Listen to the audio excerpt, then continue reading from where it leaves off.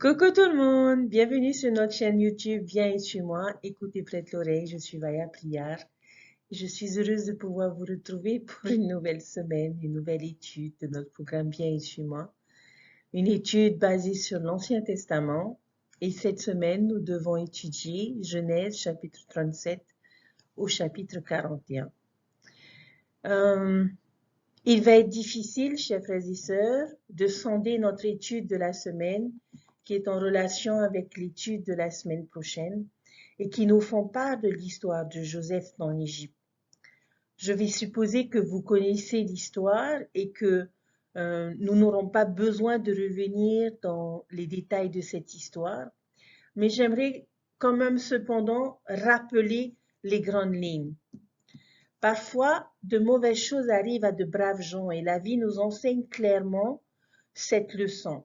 C'est aussi ce que nous enseigne la vie de Joseph, fils de Jacob. Il était héritier de l'alliance que Dieu avait faite avec ses pères, mais il était haï par ses frères, qui le vendirent comme esclave. Il refusa de compromettre son intégrité quand la femme de Potiphar lui fit des avances, ce qui le conduisit en prison. Et il semblait que plus il était intègre et fidèle, plus il rencontrait de difficultés. Mais toute cette adversité n'était pas un signe de désapprobation de Dieu. Dans tout cela, en fait, l'Éternel était avec lui. Et la vie de Joseph témoigne de cette vérité importante, que Dieu ne nous abandonne pas. Donc cette semaine, nous allons étudier la vie de Joseph en Égypte. Et j'aimerais vous partager une citation de Dieter F. Uchtdorf qui a enseigné ceci. Suivre le Sauveur ne fera pas disparaître toutes vos épreuves. Cependant, cela fera disparaître les obstacles entre vous et l'aide que votre Père céleste veut vous apporter. Dieu sera avec vous. Alors, nous savons tous que l'histoire commence par le cadeau que Jacob fait à son fils d'un manteau multicolore qui rend ses autres frères jaloux de lui. Ses frères vont le jeter dans un puits et vont dire à leur père Jacob qu'il a été tué. Mais au lieu de le tuer, ils décident de le vendre en tant qu'esclave en Égypte. Alors qu'il se trouve en Égypte, Joseph finit par travailler pour un officier égyptien du nom de Potiphar, qui le prend comme intendant de sa maison. Tout semble aller pour le mieux pour lui, jusqu'à ce que la femme de Potiphar, sous le charme de Joseph, tente de le séduire. Mais ce dernier va bien sûr refuser toutes ses avances. Et n'obtenant pas satisfaction, qu'est-ce qu'elle fait? Eh bien, elle va mentir et elle va dire que Joseph l'a agressé. Et pour cela, il sera mis en prison. Alors qu'il se trouve en prison, Joseph interprète les rêves de ses compagnons de prison qui sont les chansons et le panetier. Lorsque les chansons retournent à son poste, comme Joseph l'avait prophétisé et avait interprété son rêve, il dit au pharaon qui faisait les cauchemars que Joseph serait en mesure d'interpréter les rêves qu'il n'arrive pas à comprendre. Joseph sera amené devant le pharaon et par le pouvoir de Dieu, il arrivera à interpréter les rêves de ce dernier. Et pour avoir fait cela, il sera libéré de prison et sera remplacé dans une autre position d'autorité sous le pharaon. Alors, chers frères et sœurs, comme vous pouvez le constater, nous avons ici une simplification de toute l'histoire de Joseph et je vous invite à lire vos Écritures pour pouvoir la découvrir dans ses détails. Mais cette histoire, cette simplification nous permet à peu près de nous situer et de connaître le contexte. Pour commencer cette étude, j'aimerais vous partager l'expérience d'un professeur d'université qui est arrivé en classe et qui a demandé à ses élèves de décrire et d'interpréter tout ce qu'il fait. Il monte sur une échelle, il prend un ballon gonflé rouge qu'il montre à l'ensemble de la classe, il se retourne, il prend une épingle et place le ballon sous son bureau et éclate le ballon. Après avoir fait cette expérience, il a demandé à une élève de décrire et d'interpréter ce qu'elle venait de voir. La description et l'interprétation de l'élève étaient toutes simples. Eh bien, vous êtes arrivé, vous êtes monté sur l'échelle, vous aviez un ballon gonflé rouge, vous avez pris une épingle, vous êtes allé sous le bureau et vous avez éclaté le ballon. Le professeur reconnut cette analyse comme étant quelque chose qui pouvait être correct. Mais il se mit à nouveau sous le bureau, et ressortit de dessous du bureau le ballon rouge, toujours gonflé, et un ballon bleu éclaté. En tant qu'être humain et de façon naturelle, chers frères et sœurs, nous essayons de donner un sens à ce monde et nous remplissons les blancs avec notre interprétation de ce qui semble correct. Mais les choses ne semblent pas toujours ce qu'elles sont. Et la vie de Joseph, pour moi, est un peu semblable à cette histoire. Sa vie semble être d'une certaine façon, comme nous avons vu les différentes étapes, alors qu'elle avait une autre perspective. Alors que nous étudierons sa vie, j'aimerais que l'on garde un œil sur cette illusion de la vie de Joseph en Égypte. La première chose sur laquelle j'aimerais attirer notre attention sont toutes les choses négatives de la vie de Joseph. Vous savez qu'il a vécu beaucoup de difficultés, et cela dès son plus jeune âge. Il a été haï par ses frères qui n'arrivaient pas à discuter calmement avec lui. Pouvez-vous imaginer, chers frères et sœurs, ce que cela aurait pu être pour lui? Oui, son père l'aimait plus et le louait, mais les moments qu'il passait avec ses frères étaient vraiment difficiles. Et on peut imaginer son expérience au niveau de sa famille, au niveau de son foyer.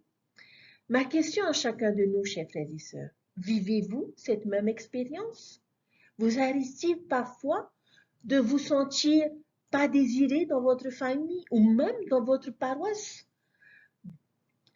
Espérez-vous une meilleure situation, une meilleure entente, un peu plus d'amour? Rappelez-vous la semaine dernière la rivalité qu'il y avait entre les deux sœurs, Rachel et Léa. Joseph et Benjamin étaient les deux seuls enfants que Jacob a eus directement avec Rachel, sa femme bien-aimée. Et Léa semblait envier cette position de Rachel en tant qu'épouse préférée, et cette attitude se reflétait au travers de ses enfants.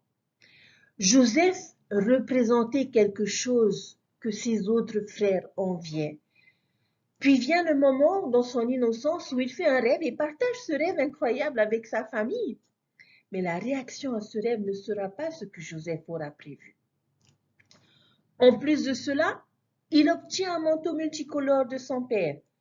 Ce même manteau qui sera pris et jeté dans un puits par ses frères. Et en fait, je pense que c'est un concours de circonstances qui ont fait qu'il ne pouvait plus le supporter. Pouvez-vous imaginer combien cela a dû être difficile pour lui de voir ses frères qui vont aller au point de le jeter au fond d'un puits? Ce n'était pas juste de la rivalité entre frères et sœurs, chers frères et sœurs, dont il est question ici, mais c'était vraiment de la haine, de la jalousie, de la convoitise. Et ces sentiments négatifs qui ont animé ses frères les ont amenés à des violences physiques, malheureusement. Je peux imaginer cette expérience, cette circonstance où Joseph a tenté d'appeler ses frères à l'aide, angoissé par cette terrible situation. Chers frères et sœurs, que ressentiriez-vous si vous entendiez un des vôtres vous appeler à l'aide? N'auriez-vous pas le cœur brisé? Arriverez-vous à faire la sourde oreille devant des cris d'appel dans lesquels on pourra ressentir crainte et anxiété? Joseph sera vendu en tant qu'esclave aux Ismaélites pour 20 pièces d'argent. Heureusement que ses frères ne le tuent pas, mais ils le vendent aux Ismaélites.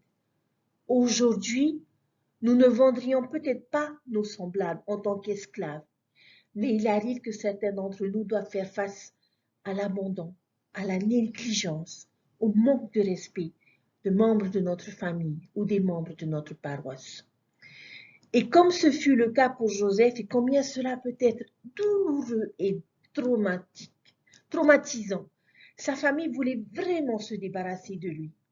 Pouvons-nous imaginer l'effet que cela a pu être sur son âme? Par la suite, il sera vendu à Potiphar et le Seigneur sera encore avec Joseph. Et il va devenir un homme prospère. Il va devenir le maître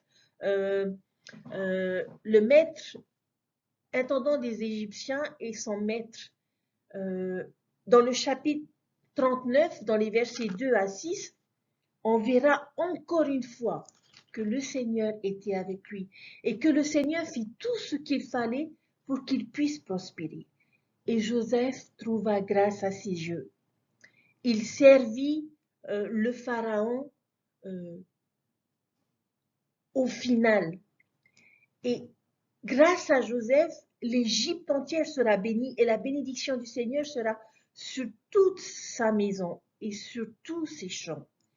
Après avoir été jeté en prison, le Seigneur sera aussi avec Joseph et lui fera don de sa miséricorde et il lui permettra de trouver miséricorde aux yeux du gardien de la prison qui lui-même va reconnaître que le Seigneur était encore une fois avec lui. Chers frères et sœurs, quels principes pouvons-nous apprendre de toutes ces expériences? Qu'est-ce que cela peut nous enseigner? Le premier principe que nous voyons est que le Seigneur est toujours avec nous dans nos souffrances. Avez-vous remarqué combien de fois, ou j'espère que vous le remarquerez, combien de fois il est dit que le Seigneur était avec Joseph? Au moins 4 fois différentes.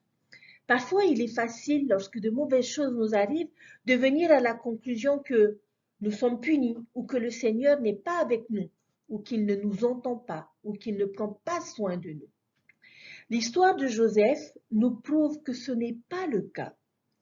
Les difficultés de notre vie ne sont pas un indicateur que Dieu nous désapprouve. C'est simplement une partie nécessaire dans notre test dans cette condition mortelle. Mais Dieu ne nous abandonne pas et nous aide à endurer, à surmonter les épreuves si nous nous tournons vers lui. Il ne pourra probablement pas nous retirer les épreuves, mais il se joindra à nous et nous soutiendra à travers cette dernière. Il est plus facile d'endurer une difficulté lorsque nous avons un membre de la divinité qui se tient à nos côtés. Et Joseph a continué à maintenir sa foi et sa confiance en Dieu, même dans les moments les plus sombres. En aucun cas, Joseph n'a assimilé son adversité avec le déplaisir de Dieu. Et Dieu a répondu à sa foi et à ses prières. Et je pense sincèrement que dans nos moments les plus sombres, que Dieu se soucie, pleure et souffre à nos côtés. Nous l'avons vu dans la vision d'Enoch alors qu'il était témoin du rire de Satan, mais qu'il a vu Dieu pleurer. Nous le voyons dans les larmes de Jésus aux funérailles de Lazare. Il pleure malgré le fait qu'il savait qu'il pourrait ressusciter Lazare et qu'il allait ressusciter et que toute cette tristesse allait être transformée en joie en un instant. Mais la tristesse de cette famille lui a causé de la tristesse. Jésus a vraiment vécu selon le principe qui est de souffrir avec ceux qui souffrent et de pleurer avec ceux qui pleurent. Il fait exactement la même chose avec nous, chers frères et sœurs. Et je pense qu'il est important de garder en mémoire que lorsque nous faisons face à des difficultés dans notre vie, que Dieu n'est pas toujours responsable de ces difficultés, mais la vie l'est. Par exemple, je ne crois pas que Dieu puisse donner à une personne la maladie d'un cancer, par exemple, et la faire mourir. Je pense que la vie, la mortalité a engendré ces maladies et que Dieu est avec chacune de ces personnes durant leur souffrance.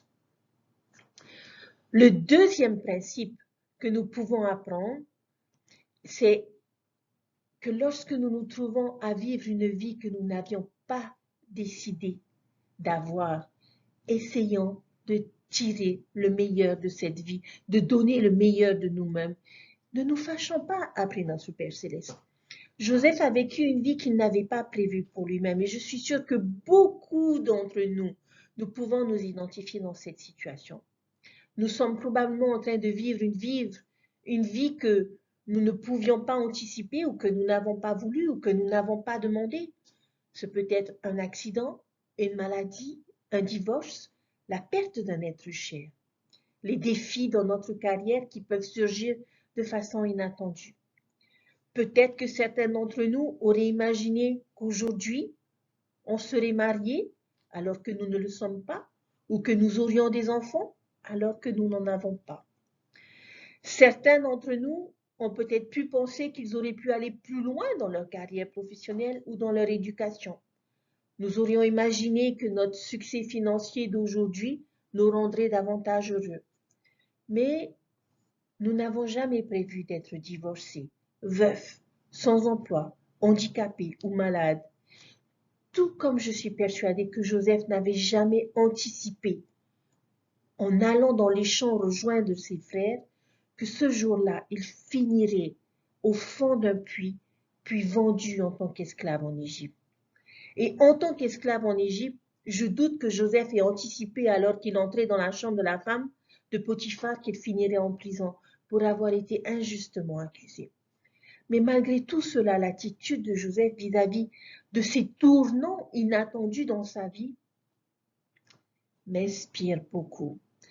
Parce que dans chacune de ces situations, il a recherché le meilleur et le positif. C'était comme si le jour où il est devenu esclave, il s'est dit en lui-même, eh bien, si je dois être esclave, je vais être le meilleur esclave qui puisse être.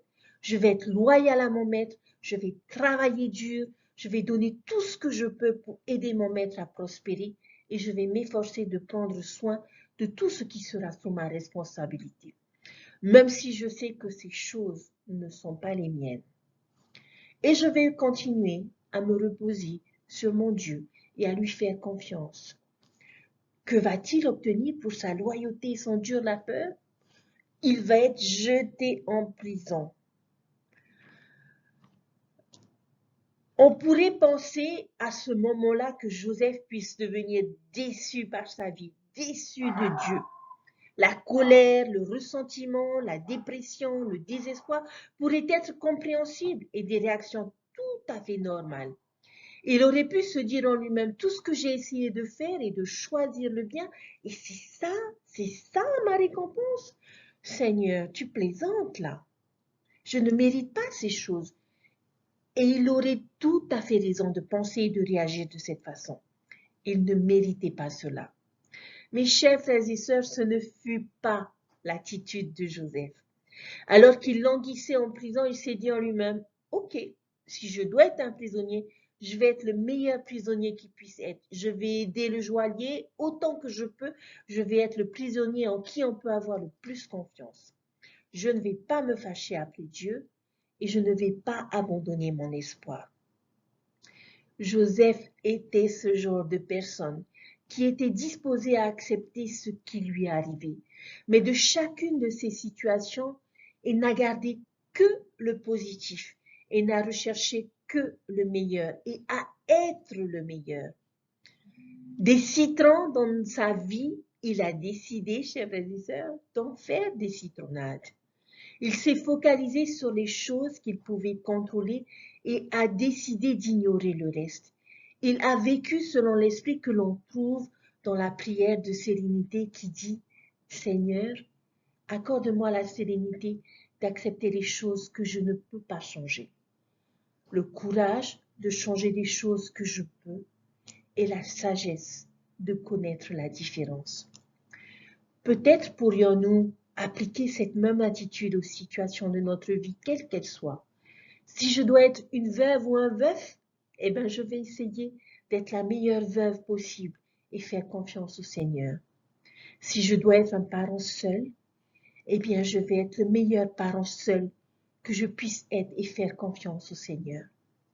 Si je dois avoir un handicap, alors je vais essayer d'être le meilleur handicapé possible et faire confiance au Seigneur. Si je dois avoir un cancer, alors je vais être le patient cancéreux le meilleur qui puisse être et faire confiance au Seigneur. Quelles que soient les difficultés et les circonstances dans lesquelles nous pouvons nous trouver dans notre vie, chers frères et sœurs, soyons les meilleurs. Les personnes qui arrivent à maintenir leur enthousiasme pour la vie malgré des circonstances difficiles sont les meilleures. Et c'est ce que Joseph était. Le troisième principe se trouve dans le moment où, en tant que prisonnier, il voit les chansons et le panetier être troublés. Que fit Joseph? Joseph était venu le matin vers eux, il les regarda, et voici, ils étaient tristes. Alors il questionna les officiers de Pharaon qui étaient avec lui dans la prison de son maître. Il leur dit, pourquoi avez-vous mauvais visage aujourd'hui? Quel homme merveilleux, chers frères et sœurs! Joseph se souciait de ceux qui étaient autour de lui. Il voulait leur remonter le moral. Il ne s'est pas focalisé sur ses propres souffrances. Il s'est tourné vers les autres qui se trouvaient peut-être dans des circonstances qui pouvaient être pires que la sienne. Et c'est ce qui nous amène à notre troisième principe. Parfois, la meilleure façon de pouvoir atténuer nos propres souffrances est de rechercher à soulager, à atténuer les souffrances des autres. Jésus est un merveilleux exemple de ce principe, particulièrement lorsqu'il a été mis sur la croix. Alors qu'il était au milieu de son agonie, il pensa aux deux hommes qui étaient à ses côtés. Il pensa à sa mère, à ce voleur, à ces personnes qui l'ont crucifié. Il se focalisa sur les autres, comme fit Joseph. Le quatrième principe, Dieu permet en effet que de mauvaises choses nous arrivent aux bonnes personnes. C'est une vérité difficile pour nous d'accepter. Mais lorsque nous voyons de bonnes personnes innocentes, dignes, souffrir, cela pourrait être un véritable test de notre foi. Et de telles circonstances amènent beaucoup de personnes à abandonner leur foi en Dieu ou à avoir de mauvais sentiments vis-à-vis de lui. C'est le problème de la souffrance quand nous souffrons. Beaucoup de monde ont du mal à rester fidèles à Dieu et permettent à la tragédie et à la souffrance de faire part de leur vie. L'innocent, le pur, le juste, le sans défense, le faible, toutes ces personnes que l'on pourrait estimer qu'ils ne méritent pas de vivre de telles souffrances. Il est parfois difficile d'être reconnaissant vis-à-vis d'un Dieu qui permet les choses telles que la guerre, la maladie, l'exploitation, la pauvreté, l'abus, la cruauté, l'oppression. Mes chers frères et sœurs, j'espère que comme Joseph, nous saurons répondre à chacune de ces situations difficiles dans notre vie. Il n'a jamais attribué ces problèmes à Dieu. Il les a tout simplement attribués à la vie et à la liberté de choisir des autres. Le dernier principe est le principe que j'appellerai le principe de Joseph en Égypte. Et je pense qu'il est le plus grand principe que l'on pourrait apprendre de toute cette expérience. C'est un principe qui pourra nous aider à travers nos moments difficiles dans notre vie. C'est un principe que nous avons vu dans Doctrine et Alliance lorsque Joseph Smith était dans la prison de Liberty. Et à nouveau dans l'Ancien Testament, nous étudions à nouveau ce principe à travers l'expérience de Joseph en Égypte. Lorsque nous lisons les versets 37 à 45 du chapitre 41, et si on se rend compte de ce retournement de situation, quelle transformation! Joseph passe du statut de prisonnier à presque un prince. Et regardez jusqu'où cela va le mener. S'il n'avait pas été mis en prison, il n'aurait jamais rencontré les chansons. S'il n'avait pas rencontré les chansons, il n'aurait jamais rencontré le Pharaon. S'il n'avait pas rencontré le Pharaon, il n'aurait jamais eu l'opportunité de bénir et de sauver ses frères et sa famille en Canaan. Alors lorsqu'il semble, chers frères et sœurs, qu'une porte se ferme dans notre vie, souvenons-nous que Dieu est un Dieu de bonté et qu'il a la possibilité d'ouvrir d'autres portes. Et peut-être que cette porte nous amènera vers quelque chose de meilleur, de plus grand pour notre futur. Regardons les versets 50 à 52, comment Joseph appela ses deux fils. Il les appela Manassé et Éphraïm. Manassé signifie oublier et Éphraïm signifie abondance. Il appela ses fils selon le grand principe de la vie. Lisons les versets 50 à 52. Voici ce qu'il est dit. Avant les années de famine, il naquit à Joseph deux fils, que lui enfanta Asnath, fille de Potiphéra, prêtre d'On. Joseph donna au premier-né le nom de Manassé, car, dit-il, Dieu m'a fait oublier toutes mes peines et toute la maison de mon père. Et il donna au second le nom d'Éphraïm, car, dit-il, Dieu m'a rendu fécond dans le pays de mon affliction. Chers frères et sœurs, dans notre adversité et dans nos épreuves et dans les différents tests de notre foi, souvenons-nous que si nous restons fidèles à Dieu, Dieu nous bénira d'une manière qui nous permettra d'oublier tous nos soucis et nous rendra prospères dans notre terre et dans nos afflictions. Tout concourra pour notre bien. Même si ces bénédictions ne viennent pas dans notre vie, je suis certaine qu'elles arriveront dans l'autre. Et l'un de mes versets favoris dans les Écritures se trouve dans Apocalypse au chapitre 21, le verset 4, qui dit ceci, « Il essuiera toutes larmes de leurs yeux, et la mort ne sera plus. Il n'y aura plus ni deuil, ni cri, ni douleur, car les premières choses ont disparu. » Nous pouvons voir que le Seigneur tourne toutes choses négatives en choses positives avec le temps. Et la perspective qui est donnée dans Romains chapitre 8, le verset 28, on nous dit « Nous savons du reste que toute chose concourt au bien de ceux qui aiment Dieu, de ceux qui sont appelés selon son dessein. » Chers frères et sœurs, toutes les épreuves ont une fin pour ceux qui aiment Dieu. Le Seigneur peut prendre nos difficultés les plus dures, les plus difficiles et faire en sorte que quelque chose de bien en découle. Qu'a dit le Seigneur à Joseph Smith dans la prison après qu'il ait énuméré toutes les terribles choses qui lui est arrivées dans Doctrine et Alliance, section 122, verset 7.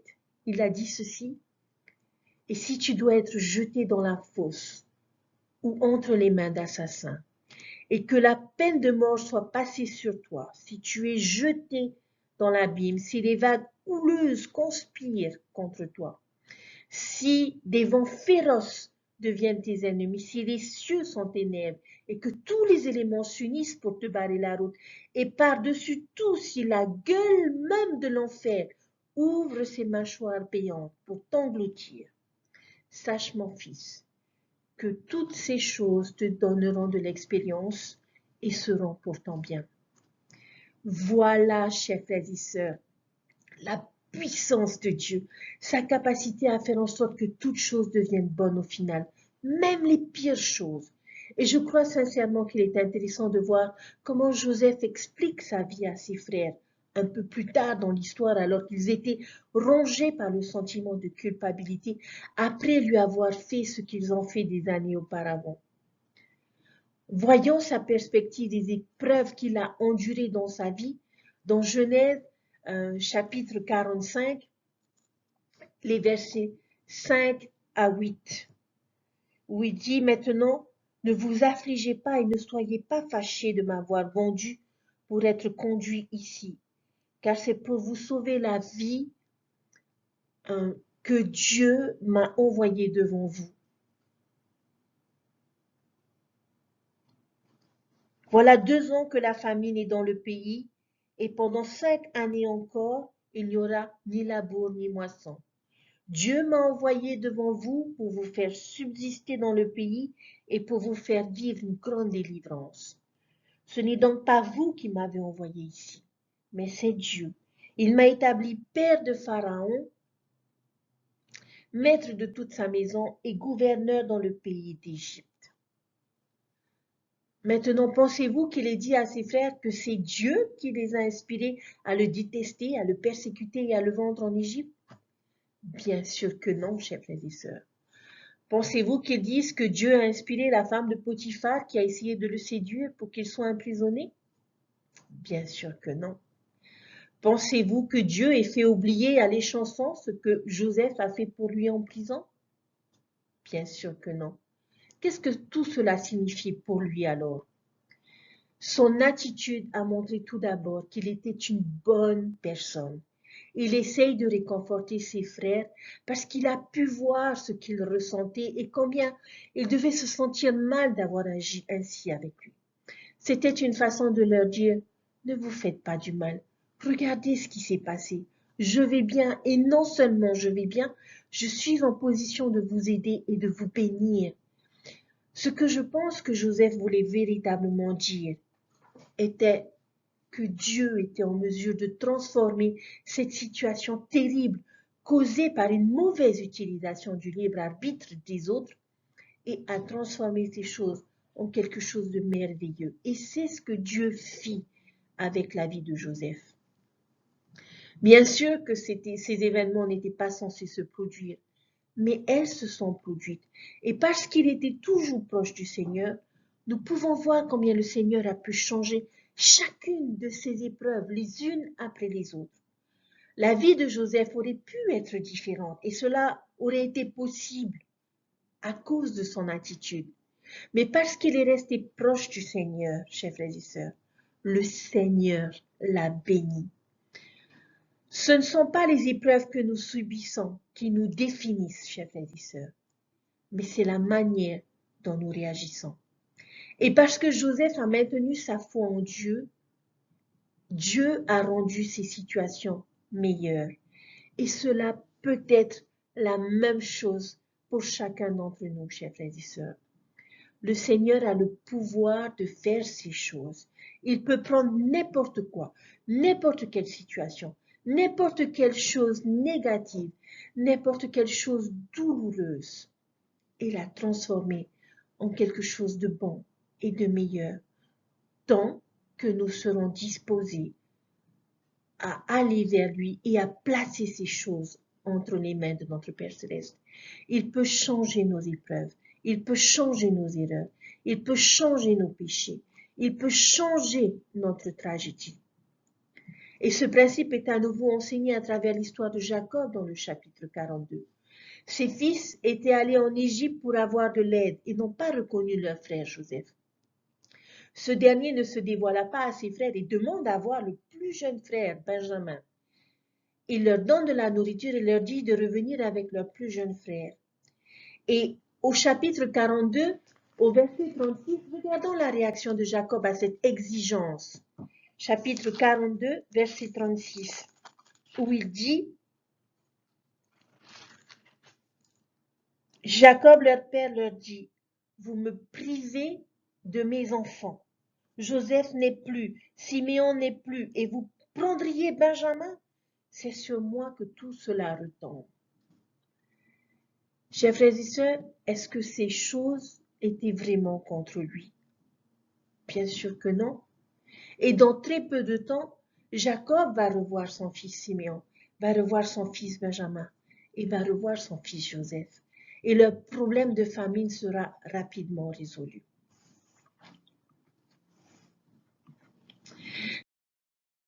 Chers frères et sœurs, il arrive parfois que ce soit la même chose dans notre vie, où nous avons l'impression que toute chose est contre nous.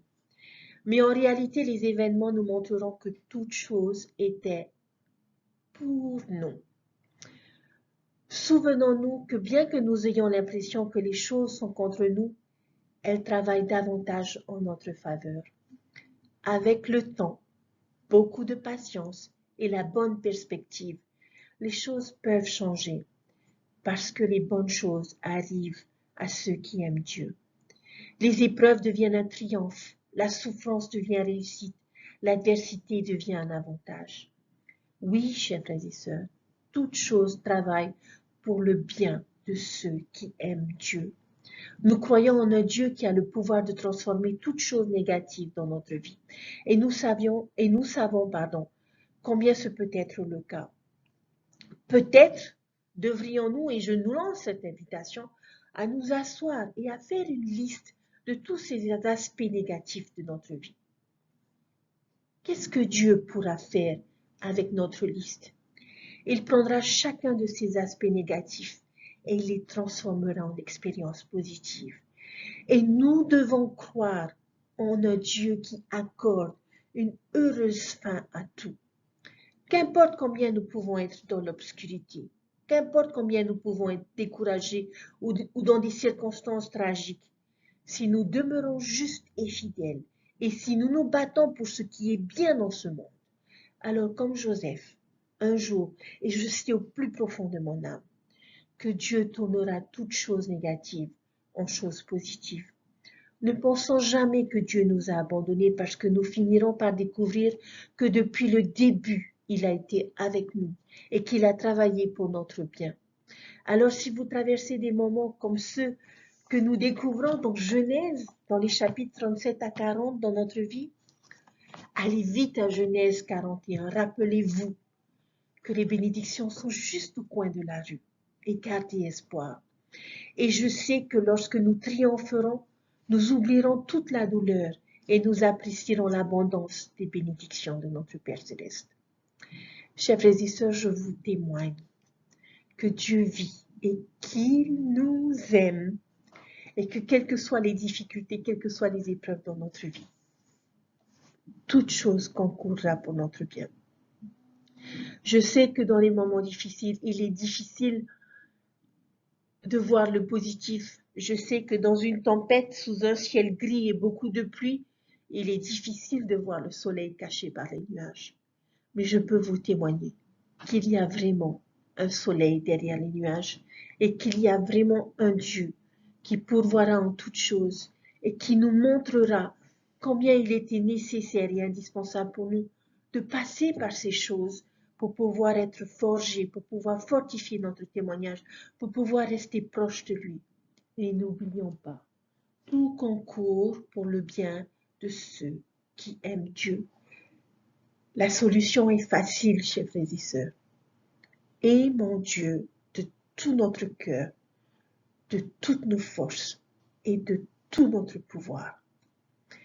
Et suivons le commandement qui lui est associé, qui est d'aimer notre prochain, aidant les autres à être soulagés de leurs souffrances, de leurs difficultés. Et le Seigneur transformera l'obscurité, les ténèbres dans notre vie en un moment merveilleux qui nous fera oublier toute souffrance, toute tragédie, parce que nous sommes ses enfants et parce qu'il nous aime. C'est son évangile. C'est lorsque j'ai lu cette histoire de Joseph, je n'ai pas pu m'empêcher de penser à mon Sauveur Jésus-Christ. Comme Joseph, il a été vendu par un de ses apôtres, trahi. Comme Joseph, il a été injustement accusé. Comme Joseph, il s'est retrouvé en prison de manière injuste. Mais comme Joseph, après toutes ces souffrances, toutes ces épreuves qu'il a vécues, il l'a fait pour qui, chers frères et sœurs? Pour nous, pour que le soleil puisse finalement apparaître dans notre vie, pour que nous puissions connaître la joie et le bonheur dans cette condition mortelle et avoir la possibilité un jour de retourner vivre en la présence de notre Père Céleste. Je prie notre Père Céleste que nous soyons bénis dans nos difficultés et qu'il puisse nous aider à changer notre vision des choses, à ne pas nous focaliser sur le ciel gris au-dessus de nous, mais à rechercher et à continuer de vivre positivement jusqu'à ce que le soleil apparaisse. Et je vous témoigne de toutes ces choses, chers frères et sœurs, en vous disant que je vous aime, au nom de Jésus-Christ. Amen. Je vous souhaite une merveilleuse découverte, une bonne étude. Cette histoire est juste extraordinaire. Il y a tellement de choses à nous apprendre. Lisez vos Écritures, chers frères et sœurs, et votre vision des choses pourra vraiment changer. Bonne semaine, bonne étude, et je vous dis à très bientôt. Bye!